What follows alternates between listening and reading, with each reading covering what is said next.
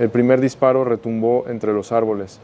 El helicóptero giró en espiral y en tierra 11 cuerpos quedaron tendidos entre costales de sustancias, charcos de líquido y objetos automáticos. En lo alto del cielo, el rugido de un Black Hawk sacudía el aire como una advertencia. Abajo, 5 camionetas blindadas avanzaban en formación cerrada por un camino de terracería rumbo a un rancho rodeado de cañaverales en los límites invisibles de Taretán, Michoacán. A pocos minutos de Uruapan, lo que ocurrió ahí no fue una redada, fue una irrupción quirúrgica letal, definitiva, porque lo que estaba a punto de caer no era una casa de seguridad cualquiera, era la base de operaciones de uno de los criminales más escurridizos del sur, Ángel Morales Díaz, alias El Camaleón, un operador con rostro de patrón rural y alma de estratega militar, responsable de extorsiones masivas, secuestros colectivos y emboscadas contra convoyes enteros de autoridad. A esa hora ni los gallos cantaban, solo se escuchaban los motores, el zumbido eléctrico de los drones y luego el silencio cortado por la orden final. Objetivo a la vista, autorizado, entramos. Y la primera ráfaga de los operadores armados rebotó contra los escudos antibalas. Respondieron los Cuervos Negros, la unidad táctica de élite más temida de la región, comandos seleccionados entrenados por fuerzas internacionales con un solo propósito, enfrentar estructuras armadas donde otros no se atreven ni a entrar. Al frente del operativo, Omar García Harfuch, desde el centro de mando, coordinaba cada movimiento, supervisaba el despliegue en tiempo real y monitoreaba las rutas de escape. Hoy no vamos a ceder ni un metro más, declaró minutos después de iniciado el ataque y cumplió, porque lo que siguió fue una coreografía de guerra, disparos intermitentes, humo negro, comandos descendiendo por los flancos y una ofensiva tan precisa que en menos de 120 minutos el perímetro estaba bajo control, 11 operadores neutralizados, ningún civil herido, ningún comando caído. Lo que encontraron dentro del rancho confirmó las sospechas de inteligencia. Era un centro de mando equipado con equipamiento de alto poder, vehículos blindados caseros, radios encriptados y costales listos para distribución inmediata. Pero había algo más. Un cuarto oculto, puertas reforzadas, monitores, listas de nombres y entre los documentos una libreta con algo que heló la sangre de los analistas. Coordenadas, rutas, nombres de autoridades. Todo apuntaban a una red más grande, más profunda, más letal de lo que cualquiera había anticipado. Porque esto no era el final, era solo la primera capa del infierno. La tierra olía a diez, el viejo, el aire, a maleza quemada. Y entre los árboles algo se movía que no debía estar ahí. El rancho parecía abandonado. Techos oxidados, muros de bloc sin repelo. Un perro amarrado a un tambo oxidado ladraba sin parar. A primera vista era solo una propiedad más entre las colinas secas de Taretán, donde la pobreza se mezcla con la maleza y los caminos se borran con la lluvia. Pero por dentro todo era distinto. Las ventanas tenían cristales polarizados, los muros placas de acero ocultas tras tablaroca. En la parte trasera, 3 camionetas monstruo con blindaje artesanal estaban alineadas como si esperaran una orden. En los árboles cercanos, cámaras ocultas y bajo el piso de tierra, una red de túneles cortos pensados no para escapar, sino para resistir. La anomalía comenzó una semana antes. Campesinos de la zona notaron movimientos extraños, luces a deshoras, camionetas sin placas que entraban por un camino de brecha que ni Google Maps reconoce. Vieron hombres con objetos largos en los tejados y a mujeres muy jóvenes que entraban pero no salían. Uno de ellos, un jornalero de nombre Adrián, fue quien lanzó la primera alerta. No dije nada en su momento, pero ahí pasaba algo que no era normal, se sentía el miedo en el aire y cuando los perros dejan de ladrar es porque algo peor ya llegó. Esa declaración llegó a oídos del equipo de inteligencia federal, que ya tenía una investigación abierta sobre el Camaleón, pero lo que no esperaban era encontrar su centro de operaciones tan cerca de Uruapan, en una zona donde el grupo organizado había perdido fuerza meses atrás. Eso cambió todo. Se activó un monitoreo silencioso, drones de largo alcance, vigilancia satelital, agentes disfrazados de comerciantes, y en menos de 48 horas lo confirmaron. El rancho era más que un refugio, era una central de mando. Desde ahí se enviaban órdenes de operación, se organizaban cobros de piso, se monitoreaban radios policiales y lo más grave, se almacenaban equipos de guerra traídos desde la frontera norte. Un video recuperado por uno de los drones muestra a un hombre en pasamontañas recibiendo un paquete, lo abre, son explosivos. Otra toma muestra costales con sustancias siendo cargados en una Cherokee blindada. El logo en la puerta, una serpiente negra sobre fondo rojo, sello del Camaleón. Fue entonces cuando Harfuch lo entendió. Ese punto no podía ser solo cateado, tenía que ser tomado, y con eso la operación cambió de fase, porque lo que parecía una anomalía rural era en realidad el epicentro de un enjambre criminal. La primera detonación vino desde el techo, la segunda desde el fondo del rancho, y la tercera fue una trampa. Eran las 6:20. La niebla aún cubría los cerros de Taretán cuando los Cuervos Negros llegaron al punto cero. Las camionetas se desplegaron en formación táctica. El helicóptero descendió hasta quedar suspendido a menos de 30 metros, y el aire denso, cargado de humedad y tensión, se volvió irrespirable. Apenas la unidad táctica cruzó el último portón de alambre, todo se desató. Una ráfaga de R-15 cortó el aire desde la segunda planta del rancho. No hubo advertencia, no hubo intento de rendición. El primer impacto dio contra el escudo balístico de un operador, luego otra descarga desde el granero, desde la parte trasera, desde un punto ciego. El rancho había sido fortificado, ventanas falsas, agujeros de disparo, escondidos tras láminas, un campo minado sin señales. Era una emboscada diseñada para un cerco militar, pero esta vez no era la policía la que entraba, era Harfuch, y su orden fue una sola: máxima fuerza, ninguna baja, el Estado entra y no se retira. El enfrentamiento duró exactamente 127 minutos, fue una tormenta de fuego y estrategia. Los Cuervos usaron humo táctico para cegar a los tiradores, usaron drones para detectar calor humano dentro de las paredes, y mientras las balas golpeaban como martillo sobre el concreto, un operador se desvió al flanco sur. Lo que encontró no estaba en los mapas. Una cabaña oculta por lonas negras, y dentro un cuarto blindado con objetos largos, chalecos con iniciales del grupo y una consola de radios conectada a al menos 3 frecuencias abiertas. Era el centro de comunicación del Camaleón. Desde ahí coordinaban emboscadas, interceptaban patrullajes y avisaban de retenes, pero ya no habría avisos. El helicóptero descendió en picada y disparó 2 ráfagas de advertencia sobre la loma. Al mismo tiempo, 3 operadores derribaban la puerta trasera del rancho. Uno a uno, los operadores armados comenzaron a caer. Algunos disparaban hasta el último aliento, otros intentaban huir por los túneles, ninguno lo logró. Al final del combate, el rancho era un cementerio de casquillos y metralla, 11 hombres neutralizados, varios con chalecos bordados, uno con una cadena de oro que decía Ángel. No era el Camaleón, pero era su sombra. Lo que los Cuervos no sabían aún era que ese era solo el primer frente, porque a kilómetros de ahí otro grupo ya se preparaba para responder. Tenía 21 años, apenas había terminado su curso táctico, y esa mañana disparó su objeto por primera vez para sobrevivir. Se llamaba Diego Vileda, originario de Zamora. Entró a los Cuervos Negros tras perder a su padre en un asalto carretero. Nunca quiso venganza, solo justicia, y ese día enfrentó su primer operativo real. Fue uno de los que ingresó por el flanco este del rancho. Recibió disparos desde un altillo, cayó al suelo, se cubrió detrás de un costal, respiró, disparó y siguió avanzando. Al terminar el enfrentamiento, tenía barro en la cara, manos temblorosas y una sola frase: pensé que me iba a morir. Él no fue el único marcado. En un cuarto improvisado del rancho, las autoridades encontraron algo que rompió la dureza de cualquier escudo: ropa de bebé, una carriola vieja y un cuaderno con dibujos infantiles.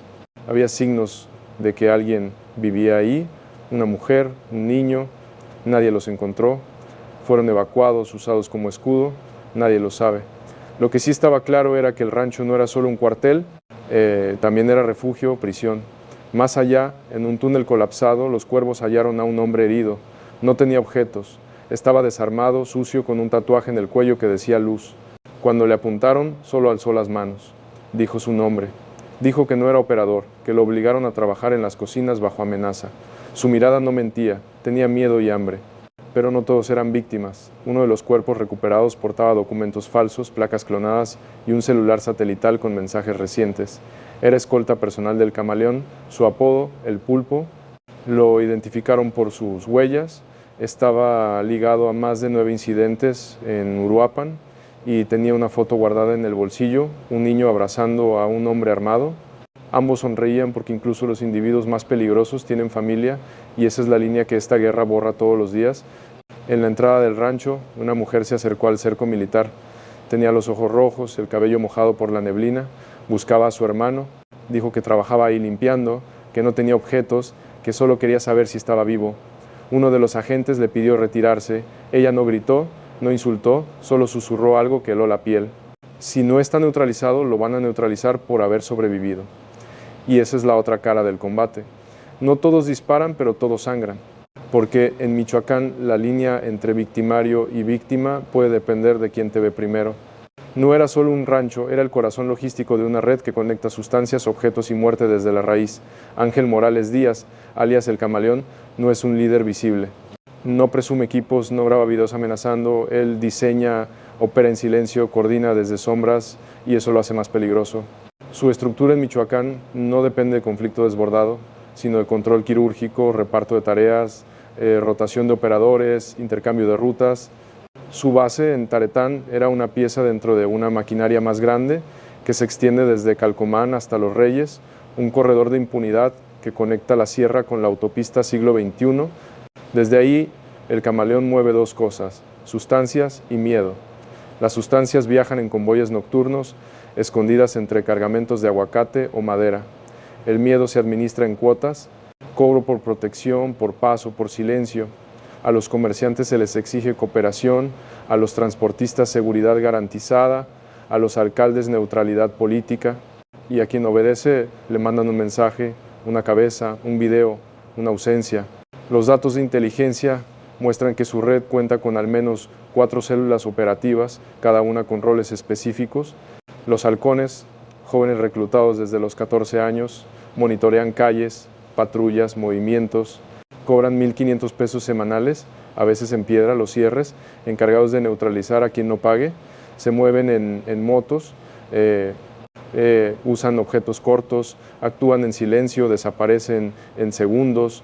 Los logísticos supervisan equipos, rutas y almacenamiento, se les entrena en manejo de explosivos, radios y camuflaje urbano. Son los ojos del camaleón. Los cazadores, su élite, operadores entrenados en combate rural, capaces de emboscar convoyes enteros. Algunos tienen formación paramilitar, pero nada de eso funciona sin su centro, el rancho. Desde ahí se cruzaban llamadas, se ajustaban pagos, se distribuían objetivos. Era su búnker, su trinchera, su control total. La libreta encontrada en el cuarto blindado lo confirmó. Rutas codificadas, horarios de traslado, puntos de entrega, nombres clave, Sombra, Topo, Fierro, alias ya conocidos por fiscalías de otros estados. Y entre esas hojas, un dato que cambió el enfoque del caso, pagos mensuales a contactos en cuerpos municipales. No era solo una red criminal, era una red infiltrada. Harf lo advirtió al revisar los documentos. No vamos contra operadores, vamos contra el sistema que los protege. Por eso el rancho fue solo el inicio, porque al cortar un nodo así de profundo, lo que sigue no es silencio, sino una reacción en cadena. No fue lo que encontraron en el cuarto, fue lo que faltaba en él. Durante el cateo final, uno de los operadores descubrió una puerta camuflada con láminas pintadas. Al principio pensaron que era otra bodega de equipos, pero lo que había dentro no era arsenal, era silencio, un cuarto completamente vacío, sin luz, sin ventanas, solo un escritorio de metal y una silla. Sobre la mesa un portapapeles y en él una hoja con un mensaje escrito a mano. Demasiado tarde. La caligrafía coincidía con notas previas atribuidas al camaleón. Era su firma, su forma de advertir que siempre va un paso adelante, pero esta vez dejó más que un mensaje. En un compartimento oculto bajo el escritorio, los agentes hallaron un disco duro. A simple vista parecía inservible, quemado, dañado, sin etiqueta, pero al conectarlo en la unidad de análisis forense móvil, el infierno se abrió. Videos, fotografías, registros de llamadas y, lo más delicado, un archivo encriptado con el título Madero. La clave fue rota en 2 horas. Lo que contenía reventó todas las alarmas. Era un plan de expansión, un documento de 27 páginas con rutas marcadas, contactos políticos y puntos estratégicos para abrir 3 nuevas bases del grupo organizado, una en Apatzingán, otra en Zitácuaro y una más en Morelia. Las bases estaban codificadas como Madero 1, Madero 2 y Madero 3. El plan detallaba traslados de personal, entrenamiento de nuevos reclutas, distribución de equipamiento y pagos mensuales a enlaces institucionales, nombres, apellidos, cargos, claves de depósito, todo estaba ahí. Pero hubo un nombre que detuvo la lectura, a un comandante activo de policía estatal, aparecía como receptor logístico. Su número de cuenta coincidía con un depósito reciente rastreado por la UIFE y su ubicación estaba a solo 20 minutos del rancho. Cuando Harf leyó esa línea, su decisión fue inmediata. Quiero a ese hombre en custodia hoy. La revelación transformó la operación. Ya no era solo un golpe al camaleón, era una penetración directa en la red institucional, una fuga de información desde dentro, un cómplice que probablemente había avisado al objetivo antes del ataque. Por eso la habitación estaba vacía, por eso los documentos sensibles habían sido retirados y por eso el camaleón seguía vivo. El operativo cambió de lógica. Se activó una nueva fase y mientras las unidades rastreaban al comandante implicado, una llamada anónima entró al centro de operaciones. Una voz nerviosa, asustada, masculina. No soy uno de ellos, pero sé dónde están moviendo los equipos ahora y no van solos. Era la pieza que faltaba y con eso la cacería volvió a empezar. La fuga no fue un error táctico, fue un sabotaje interno y Harfuch ya lo sabía. La llamada anónima detonó una cadena de alertas. Alguien desde dentro del sistema estaba filtrando rutas, nombres y tiempos. El camaleón había escapado minutos antes del operativo, no por suerte, sino por aviso. En ese momento, en el piso 18 del edificio de Seguridad Nacional en la Ciudad de México, Omar García Harfuch sostenía una reunión privada con su equipo de inteligencia. Frente a él, 3 pantallas. En una, la transmisión satelital del rancho asegurado. En otra, los nombres revelados por el disco duro. Y en la tercera, el rostro de un hombre uniformado, el comandante filtrador. Lo tuvimos al frente aplaudiendo la estrategia y al mismo tiempo abriendo la puerta desde adentro. Las palabras de Harfuch fueron pocas, pero cada una pesaba como plomo. Esto no es una operación más, es una traición institucional y vamos a ir hasta el fondo. Ordenó activar el protocolo Sombra, un despliegue paralelo sin notificación pública compuesto por unidades rotativas, agentes sin uniforme y operativos nocturnos. La misión: localizar al camaleón antes de que cruce a Guerrero o desaparezca en la sierra. A las 7:11, un dron con visión térmica despegó desde Uruapan con coordenadas nuevas. Otro equipo salió rumbo a Parácuaro y desde la torre de mando, Harf trazó una frase que quedaría marcada en su bitácora operativa. Hoy no salimos a capturar, hoy salimos a cerrar la grieta que se abrió entre nosotros. Mientras tanto, en Taletán, los cuervos negros reforzaban el perímetro, las calles se mantenían cerradas. El helicóptero Black Hawk volaba en círculos lentos como ave que busca presa herida. Los operadores no descansaban porque sabían que el objetivo aún respiraba y que la noche sería larga. Desde su centro de mando, Harfuch no solo dirigía, también hablaba. Envió un mensaje institucional grabado a medios nacionales. Su tono era firme, sin una sola pausa innecesaria. El crimen organizado no opera solo, se alimenta de la omisión, la corrupción y el silencio, y esta vez vamos por los 3. La grabación fue reproducida en noticieros, radios comunitarias y plataformas digitales. Algunos lo vieron como advertencia, otros como promesa, pero para su equipo era algo más, una sentencia con coordenadas, porque ese mismo día una lista con 5 nuevos objetivos fue enviada a los mandos locales. No eran operadores del grupo, eran operadores encubiertos y todos tenían algo en común. Habían trabajado cerca del camaleón sin levantar sospechas, y esa lista marcaba el inicio de la siguiente fase. Porque si el enemigo se esconde en las filas propias, la cacería ya no es externa, es interna. El camaleón escapó, pero lo que dejó atrás fue un hueco, y ese hueco empezó a sangrar. Durante las siguientes 24 horas, el sur de Michoacán se convirtió en un tablero de ajedrez en desorden. Las calles amanecieron con bloqueos parciales, vehículos incendiados y mensajes escritos con pintura negra en lonas colgadas de puentes. No se metan donde no los llaman, era la respuesta del grupo. En Parácuaro, desconocidos quemaron 2 tráileres en la carretera principal. En Nueva Italia, 3 negocios cerraron tras recibir llamadas anónimas con advertencias. En Uruapan, una escuela suspendió clases por rumores de limpieza interna. El miedo volvió, pero algo era diferente. Esta vez también había rabia, porque siempre que el gobierno golpea, ¿nosotros pagamos?, preguntaba una comerciante mientras barría los vidrios rotos de su papelería. A su lado, su hijo de 9 años le preguntaba si ya podían volver al parque. Ella no respondió. Y es que el golpe a la estructura criminal del camaleón no fue quirúrgico, fue profundo. Cortó rutas, eliminó operadores clave y desató una ola de paranoia en la red criminal. Quienes antes eran intocables, ahora temían ser el siguiente nombre en la libreta de Harfuch. En Morelia comenzaron a circular mensajes cifrados en redes, fotografías de cruces, números tachados, coordenadas falsas, un lenguaje silencioso entre grupos para reorganizarse, pero sin certeza, sin liderazgo claro, porque el camaleón había desaparecido y su ausencia era más peligrosa que su presencia. Los operadores menores comenzaron a replegarse, otros intentaron huir del Estado y algunos simplemente desaparecieron. La estructura estaba descompuesta, no colapsada, pero tambaleando. Pero las repercusiones no fueron solo criminales. En Taretán, las autoridades instalaron módulos temporales de atención psicológica para niños afectados por el tiroteo. Muchos no dormían, otros lloraban al escuchar helicópteros. Un pequeño de 6 años, en una sesión con especialistas, dibujó una casa con fuego y una camioneta con gente gritando adentro. Cuando le preguntaron qué era, respondió: ahí fue donde neutralizaron a mi tío. Nadie supo si era cierto, pero el dibujo hablaba por él, porque esta guerra no solo deja personas neutralizadas, deja niños rotos, calles en silencio, familias que ya no creen ni en el Estado ni en los criminales, porque unos prometen justicia y otros venganza, y entre ambos la población solo quiere paz.